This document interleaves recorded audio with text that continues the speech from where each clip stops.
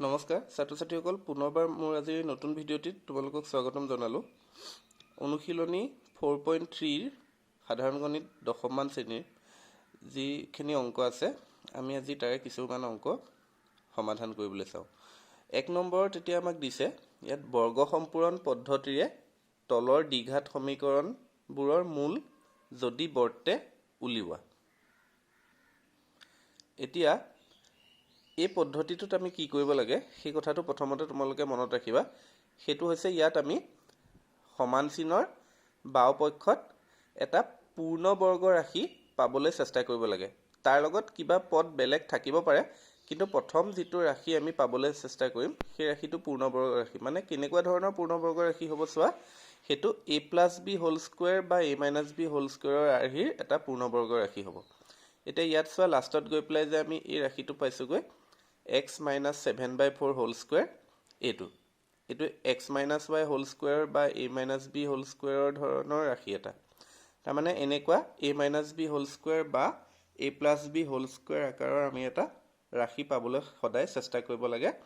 সেই পদ্ধতিটোৱে কোৱা হয় বৰ্গ সম্পূৰণ পদ্ধতি। গতিকে এতিয়া এই ৰাশিকেইটা যদি আমি চাওঁ, এইকেইটাৰ পৰা আমি যদি 2x স্কোৱাৰৰ -7x আৰু +3 সহায়ত আমি a + b হোল স্কোৱাৰ বা a - b হোল স্কোৱাৰৰ কিবা এটা সূত্ৰলৈ নিব পৰা হ'লহেঁতেন চিধাকে, তেতিয়াহ'লে আমি নিবলৈ পাৰিলোহেঁতেন। কিন্তু এতিয়া এইকেইটাত দেখিছোঁ যে ইহঁতৰ পৰা a square -2ab + b square আকাৰৰ ৰূপত এইকেইটা ৰাশিৰ পৰা আমি সজাবগৈ নোৱাৰোঁ। তাৰ বাবে আমি কি কৰিম, এই x স্কোৱাৰৰ সহগটো যিটো আছে সেইটো চাব লাগিব। ইয়াত আছে 2, গতিকে আমি 2ৰে গোটেই দুই পক্ষৰ পদবিলাকক হৰণ কৰি দিওঁ। তোমালোকে পূৰণ কৰিও কৰিব পাৰা, হৰণ কৰিও কৰিব পাৰা, দুটা নিয়মেৰে আছে। মই এইটো অংকত হৰণ কৰি কৰিছোঁ, পিছলৈ কোনোবাটো অংকত আকৌ পূৰণ কৰিও তোমালোকক কৰি দেখুৱাম। ঠিক আছে, এতিয়া গতিকে 2x স্কোৱাৰ -7x + 3 প্ৰত্যেককে 2ৰে হৰণ কৰিব লাগিব, লগতে 0টোকো হৰণ কৰিব লাগিব। গতিকে চবকে 2ৰে হৰণ কৰি দিলোঁ এনেকৈ, = 0/2 নিলিখিলেও হ'ল, 0/2 মানে 0। তাৰপিছত ইয়াত পালোঁ 2 কাটা গৈ x স্কোৱাৰ, এইটো -7/2x থাকিব, +3/2 = 0। এতিয়া x স্কোৱাৰ মাইনাছ এই পদটোক আমি 2ab ৰূপে লিখিবলৈ চাওঁ। এতিয়া 2ab ৰূপে লিখিবলৈ হ'লে ইয়াত a মানে হৈছে x, গতিকে 2 × x হিচাপে আমি ল'ম, ইনটু b মানে আমি পোৱা পদটো। এতিয়া এই ৰাশিকেইটা এনেকুৱা হ'ব লাগিব পূৰণফলটো যাতে 7/2xৰ সমান হয়। এতিয়া চোৱা ইয়াত যদি আমি bৰ ঠাইত 7/2 ধৰোঁ, তেতিয়াহ'লে 2 কাটা যাব, থাকিব কি 7x। কিন্তু আগৰ ৰাশিটোত আমাৰ লাইনটোত কি আছিলে, 7/2x আছিলে, হয়নে? গতিকে 7/2xৰ সমানেই পাব লাগিব বাবে আমি 7/4 ইনটু কৰিব লাগিব 2 আৰু xৰ লগত। তেতিয়া কি হ'ব, 2ৰে 4ক কাটিলে তলত 2 এটা থাকি যাব, গতিকে 7/2x আমি আকৌ পামগৈ এইটোৰ সমান। বুজি পাইছনে? সেইবাবে আমি 2 × x × 7/2 নহয় 7/4 কৰিব লাগিব, কাৰণ এই 2টো যে বেছিকৈ পূৰণ কৰিলোঁ তাৰ বাবে 2 এটাৰে হৰণো কৰিব লাগিব 7/2। 7/2 মানে হৰটোৰ লগত 2 এটা দিব লাগিব, গতিকে 2 × 2 তলত 4 হৈ গ'ল। বুজিলা? তেতিয়া এই ৰাশিটো আৰু এইটো সমান হ'ব।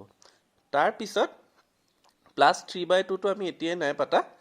এতিয়া a square -2ab + b square হিচাপে এটা পদ লাগিব নহয়। এতিয়া b মানে ইয়াত কোনটো ৰাশি বুজাব, 7/4 বুজাব, গতিকে b স্কোৱাৰ বুলি ক'লে 7/4 হোল স্কোৱাৰ কৰিব লাগিব। এতিয়া এই 7/4 হোল স্কোৱাৰটো ইয়াৰ আগৰ লাইনৰ এই পদকেইটাৰ মাজত নাছিলে, গতিকে এই পদটো বেছিকৈ ইয়ালৈ অনা হ'ল। সেইবাবে বেছিকৈ যিহেতু এই পদটো আহিল, সেই সমান পদে আকৌ আমি বিয়োগ কৰি দিব লাগিব, গতিকে -7/4 হোল স্কোৱাৰ কৰি দিলোঁ। তাৰপিছতহে +3/2টো আমি পাতিছোঁ, = 0।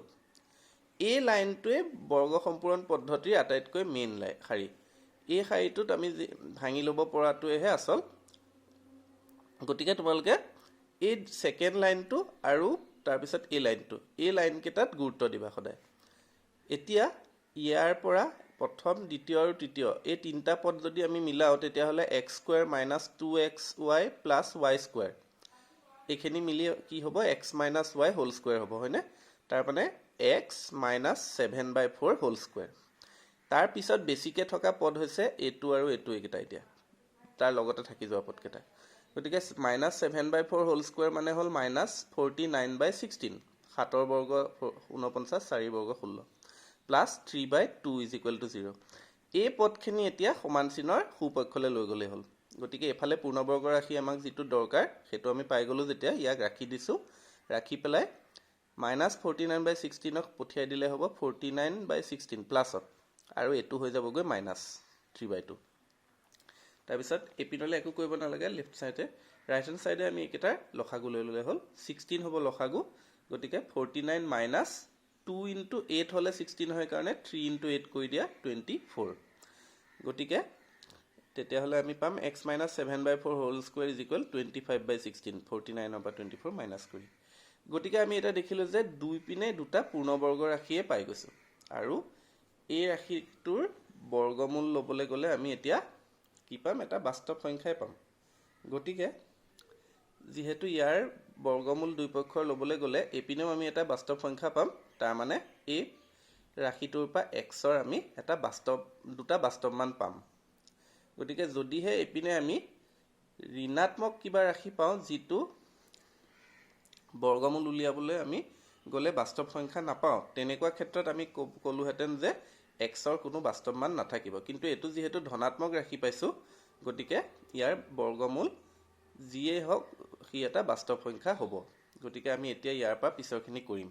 গতিকে এতিয়া বৰ্গমূল লৈ ল'লোঁ দুই পক্ষৰ, এইপিনে হোল স্কুৱেৰটো উঠি গ'ল x - 7/4 = 25/16 বৰ্গমূল ল'লে হ'ব 25ৰ 5 16ৰ 4।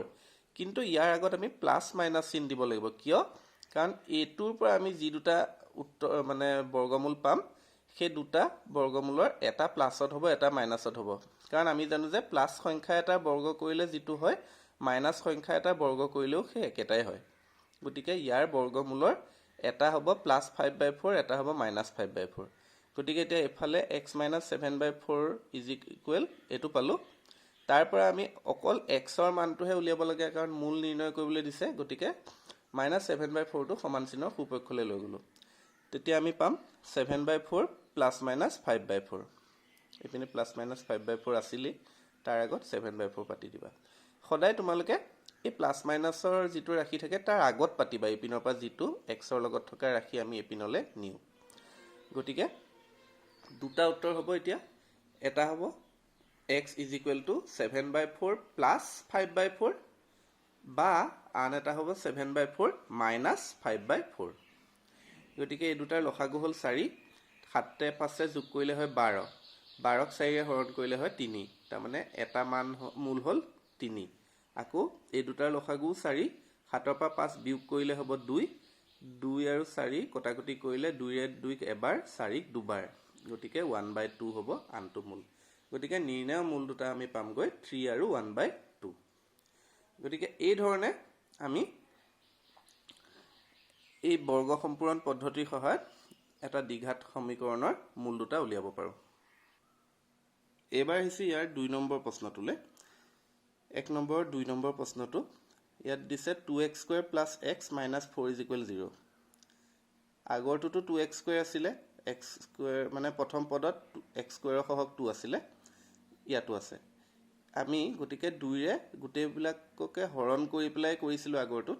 এইবাৰ কি কৰিছোঁ? দুই পক্ষকে পূৰণ কৰি পেলাই কৰিছোঁ। তোমালোকে যিকোনো এটা ধৰণে কৰিব পাৰা, মানে মুঠতে লাষ্টত গৈ x + y হোল স্কুৱেৰ বা x - y হোল স্কুৱেৰৰ ৰূপত আমি এটা ৰাশি পাবলৈ চেষ্টা কৰিব লাগে, পূৰ্ণবৰ্গ ৰাশি। এতিয়া পূৰণ কৰিছোঁ যেতিয়া, গতিকে 2ৰ লগত 2x² পূৰণ, 2ৰ লগত x পূৰণ, আকৌ 2ৰ লগত -4ও পূৰণ হ'ব, আৰু এইফালে 0ৰ লগত পূৰণ। গতিকে পাম 4x² + 2x - 8 = 0।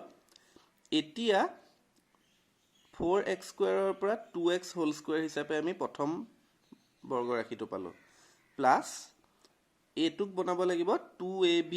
গতিকে 2 × a মানে হৈছে যিহেতু 2x, গতিকে 2x পাতিলা ইনটু b আকাৰে কি পদ আহিব সেইটো আমি চাব লাগিব। আগৰ শাৰীটোৰ সমান কৰিবলৈ কি কৰিব লাগে? ইয়াত আছে আগৰ শাৰীটোত 2x, এতিয়া ইয়াত 2x পদ এটাতো সোমাই আছেই, তাৰ অতিৰিক্ত কি আছে? 2 এটা আছে। গতিকে এই 2টো যে বেছিকৈ পূৰণ হৈ গৈছে সেইটো নোহোৱা কৰিবৰ কাৰণে ইনটু 1/2 কৰিব লাগিব। তেতিয়া 2 কাটা গ'লে 2x থাকি যাব, এইটো সমান হ'ব। গতিকে 2 × 2x × 1/2 এনেকৈ আমি 2ab এই দুটা ৰাখি পালোঁ। প্লাছ b স্কুৱেৰ, এতিয়া 1/2টোৱে b বুজাইছে, গতিকে b স্কুৱেৰ মানে হ'ব 1/2 হোল স্কুৱেৰ। এতিয়া এইটো বেছিকৈ যোগ কৰা হ'ল, গতিকে সমান ৰাশিটোৱে বিয়োগ কৰি দিলোঁ আৰু শেষত -8 আছে, পাতিলোঁ =0। এই ধৰণে আমি x + y হোল স্কুৱেৰ বা x - y হোল স্কুৱেৰৰ ৰূপলৈ নিবৰ বাবে পদসমূহ সজাব লাগিব। তাৰপিছত এতিয়া 2x আৰু 1/2 যিহেতু x আৰু y বুজাইছে, মাজত এইটো +2ab আছে, গতিকে 2x + 1/2 হোল স্কুৱেৰ সূত্ৰমতে হ'ব। তাৰ অতিৰিক্ত -1/2 হোল স্কুৱেৰটো বিয়োগ কৰা হৈছিলে আৰু -8 শেষত আছিলে, পাতা হৈছে =0। এতিয়া 2x + 1/2 হোল স্কুৱেৰ থাকি গ'ল, এই দুটা পদ সমান চিহ্নৰ সিটো ছাইডলৈ লৈ গ'লা, তেতিয়া পাম +1/2 হোল স্কুৱেৰ আৰু +8, এইপিনে এনেকৈ আছে, এইপিনে বৰ্গ কৰি দিলে 1/4 পাবা, +8। তাৰপিছত লেফ্ট হেণ্ড চাইডে একো কৰিব নালাগে, ৰাইট হেণ্ড চাইডে এতিয়া লসাগু লৈ ল'লে 4 হৰ হ'ব, ওপৰত 1 + 4 × 8 32, গতিকে 1 + 32 হ'ব 33। তাৰমানে 2x + 1/2 হোল স্কুৱেৰৰ পৰা আমি = পালোগৈ এইফালে 33/4। এতিয়া এইটো বৰ্গমূল ল'ব পাৰি, কাৰণ এইটো বাস্তৱ সংখ্যা, গতিকে 2x + 1/2 হ'বগৈ ±√33/2, কাৰণ 4ৰ বৰ্গমূল 2, 33টো পূৰ্ণবৰ্গ ৰাশি নহয় বাবে ৰুট-অভাৰৰ ভিতৰত থাকি গ'ল। এতিয়া দুই পক্ষৰ বৰ্গমূল লৈ আমি এনেকৈ পালোঁ। গতিকে ইয়াৰ পৰা আমি এতিয়া xৰ মানটো নিৰ্ণয় কৰিবলৈ চাওঁ। এতিয়া 2x + 1/2 আছিল নহয়, গতিকে +1/2টো সমান চিহ্নৰ সোঁপক্ষলৈ লৈ আহা, -1/2 হৈ আহিব। মই কৈছিলোঁ যে সদায় প্লাছ-মাইনাছ ৰাশিটোৰ আগত পাতিবা, এই পিনৰ পৰা xৰ লগৰ যি পদ এপিনে আহে। গতিকে -1/2টো প্ৰথমতে পাতি ল'লোঁ, তাৰপিছত ±√33/2, 2x থাকি গ'ল, এই দুটাৰ লসাগু 2 হ'ব, গতিকে -1 ± ওপৰত। তাৰপিছত গতিকে x উলিয়াব হ'লে 2টো সমান চিহ্নৰ এপিনলৈ লৈ আহা, তলৰ হৰৰ 2 লগত পূৰণ হৈ গ'ল, গতিকে 4 হ'ল। ওপৰত আছে -1 ± এতেকে xৰ আমি দুটা মান পাম, এটা হ'ব -1 +√33/4 বা আনটো হ'ব x -1 -√33/4। গতিকে নিৰ্ণয় মূল দুটা আমি এনেকেই থ'ব লাগিব, কাৰণ ইয়াৰ পৰা আমি আৰু অংকটো একো কৰিব নোৱাৰোঁ।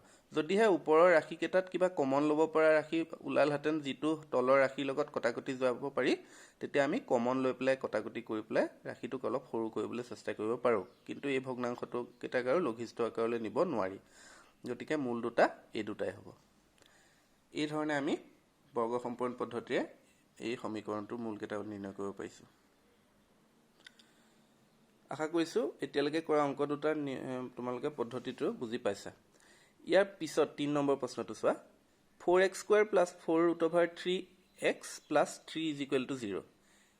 গতিকে এই পদকেইটা ৰাশিটোৰ সমীকৰণটোৰ পৰা এতিয়া আমি প্ৰথম ৰাশিটো দেখিছোঁ বৰ্গ ৰাশি এটা হৈ আছে, গতিকে আমি তাক 2x হোল স্কুৱেৰ হিচাপে লিখিলোঁ। তাৰপিছত 4√3x, ইয়াক আমি 2xy কৰিব লাগিব, গতিকে 2 × x, x মানে বুজাইছে 2x, গতিকে 2 × 2x ইনটু y, y ৰূপত কি হ'ব এতিয়া চোৱা, ইয়াত 4√3x আছে, এইখিনি পূৰণ কৰিলে আমাৰ কি হৈ আছে, এই তিনিটা মিলি 2 × 2 × x কৰিলে হয় 4x। তাৰমানে বেছিকৈ লিখিবলৈ থকা পূৰণ কৰিব লগা ৰাশিটো আছেগৈ √3, গতিকে √3 পূৰণ কৰি দিলা, এইখিনি পূৰণফল হৈ যাব 4√3x আৰু +3 আছে শেষত, সেইটোক আমি +√3 হোল স্কুৱেৰ হিচাপে লিখি দিম। তাৰমানে ইয়াত আমি অতিৰিক্তকৈ একো পদ বিয়োগ কৰিব বা যোগ কৰিবলগীয়া নহ'ল, ঠিকে আছে। গতিকে যিখিনি পদ দিয়া আছিলে প্ৰশ্নটো সমীকৰণটোত, সেইখিনিয়ে হৈ গ'ল আমাৰ a + b হোল স্কুৱেৰ সূত্ৰৰ বাবে। গতিকে 2x + √3 হোল স্কুৱেৰ সূত্ৰমতে এইটো পাই গ'লোঁ, কাৰণ ইয়াত প্লাছ চিন আছে, গতিকে প্লাছ =0। এতিয়া ইয়াৰ পৰা আমি বৰ্গমূল ল'লে 2x + √3 স্কুৱেৰটো উঠি গ'লে এইফালে ±0 লিখিবা, কাৰণ 0টো যদিও ± একো দিব দৰকাৰ নাই, কিন্তু ইয়াত দুটা উত্তৰ উলিয়াব লাগিব যে, সেইকাৰণে আমি আগত ± চিনটো দিবই লাগিব বৰ্গমূল লওঁতে। গতিকে 2x হ'ব √3 এপিনে লৈ আহা, -√3 হ'ব ±0। তেতিয়াহ'লে xৰ মান হ'বগৈ 2 এপিনে আনি হৰণ হৈ যাব নহয় -√3 প্লাছ মাইনাছ 0 ডিভাইডেড বাই 2 গতিকে এই ৰাশিটোৰ পৰা আমি এতিয়া x ৰ মান দুটা উলিয়াব পাৰিম এটা হ'ব -√3 প্লাছ 0/2 বা আনটো হ'ব x -√3 -0/2 তাৰ মানে আলটিমেটলি উত্তৰ কেটা একে ওলাব গতিকে মূল দুটা হ'ব -√3/2 আৰু -√3/2 এনেকৈ আমি এই সমীকৰণটোৰ পৰা বৰ্গ সম্পূৰ্ণ পদ্ধতিৰে ইয়াৰ মূল কেটা নিৰ্ণয় কৰিছো ইয়াৰ পিছত আহিছো 4 নম্বৰ প্ৰশ্নটোলৈ ইয়াত আমাক সমীকৰণটো দিছে 2x² + x + 4 = 0 এটো 2 নম্বৰটোৰ সৈতে সমীকৰণটো একেই ধৰণৰ মাত্ৰ -4 আছিল তাত ইয়াত +4 আছে গতিকে আমি প্ৰথমতে দুই পক্ষক 2 ৰে হৰণ বা পূৰণ কিবা এটা কৰিব লাগিব মই এতিয়া সেইটো অংকটো পূৰণ কৰিছিলো ইয়াতো পূৰণে কৰিছো বাৰু গতিকে 2 ৰে পূৰণ কৰিলে এটো হ'ব গৈ 4x² এটো পদৰ ঠাইত হ'ব 2x আৰু 4 ৰ ঠাইত হ'ব 2 ইনটু কৰি প্লাই 8 আৰু এপিনে 0 ৰ লগত 2 ইনটু কৰি 0 থাকিলে এতিয়া এখিনি বৰ্গ ৰাশি বনি আছে গতিকে 2x whole square plus 2 into x ৰ ঠাইত বুজাইছে 2x ইনটু ইয়াত যেহেতু 2x ৰ একে আগৰটোৰ সৈতে সেই 2 নম্বৰটোৰ নিচিনাকে ইয়াত 1/2 এটা পূৰণ কৰি দিলো আৰু এটো বেছিকে পূৰণ কৰা ৰাশিটো এটো b সেই b টো 1/2 গতিকে 1/2 হোল স্কয়াৰ প্লাসত দি দিলো আৰু বেছিকে আহি গল কাৰণে এটো বিয়োগ কৰি দিলো তাৰ পিছত +8 = 0 ঠিক আছে হেতুৰ সৈতে একেই তাত খালি শেষত প্লাস 8 ৰ ঠাইত -8 বনিছিলে ইয়াত +8 বনিছে আৰু পাৰ্থক্য হেকনে গতিকে এইখিনি মিলি এতিয়া x + y হোল স্কয়াৰ এতিয়া 2x + 1/2 whole square minus 1/2 whole square আছিলে তাৰ মানে 1/4 আৰু +8 = 0 তাৰ পিছত 2x + 1/2 হোল স্কয়াৰ হ'ব তাৰ মানে এটো ইপিনে লৈ আহা এটো লৈ আহা 1/4 প্লাস আৰু মাইনাসত 8 এই দুটাৰ লসাগু হলে হল 4 1 minus 4 into 8 32 গতিকে আমি কি পালো গৈ -31/4 পালো এতিয়া এই ৰাশিটো যেহেতু ঋণাত্মক শূন্যতকে সৰু তাৰ মানে গতিকে x ৰ কোনো বাস্তৱ মানৰ ক্ষেত্ৰত এই 2x + 1/2 হোল স্কয়াৰ কৰিলে হি এটা ঋণাত্মক ৰাশি হ'ব নোৱাৰে কাৰণ আমি জানো যে x ৰ মানটো যদি বাস্তৱ হয় সেই বাস্তৱ মানটো কেতিয়াও বৰ্গ কৰিলে হি ঋণাত্মক সংখ্যা নহয় গতিকে এইখিনি যেহেতু সব বাস্তৱ সংখ্যা ইহতৰ বৰ্গটো কেতিয়াও এটা ঋণাত্মক ৰাশি আমি পাব নোৱাৰো তাৰ মানে কি বুজালে এটো যেহেতু ঋণাত্মক ৰাশি তাৰ মানে ইয়াত x ৰ মানটো কি হ'ব বাস্তৱ সংখ্যা নহয় গতিকে কাৰণটো এটোৱে যে এটা বাস্তৱ সংখ্যাৰ বৰ্গ কৰিলে কেতিয়াও যেহেতু আমি ঋণাত্মক ৰাশি পাব নোৱাৰো বা হ'ব নোৱাৰে গতিকে এই প্ৰদত্ত দ্বিঘাত সমীকৰণটোৰ কোনো বাস্তৱ মূল নাই তাৰ মানে ইয়াৰ কিবা মূল উলালেও হেতু কাল্পনিক মূলহে হ'ব গতিকে আমি এতিয়া ইয়াত বাস্তৱ মূল নাই বুলিয়ে লিখি অংকটো এই ধৰণে সমাপ্ত কৰিব লাগিব বুজিব পাৰিছানে আশা কৰিছো এইকেইটা অংক তোমালোকে বুজিলা পৰৱৰ্তী ভিডিঅত মই ইয়াৰ পিছৰ পদ্ধতিবিলাকৰ অংকবিলাক তোমালোকক কৰি দেখুৱাম আজিলৈ এই ভিডিঅটোত ইমানে চাই থাকিবা মোৰ চেনেলটো আৰু পৰৱৰ্তী ভিডিঅবোৰ ইয়াৰ পিছত তোমালোকে পাই যাবা এই ধৰণে ধন্যবাদ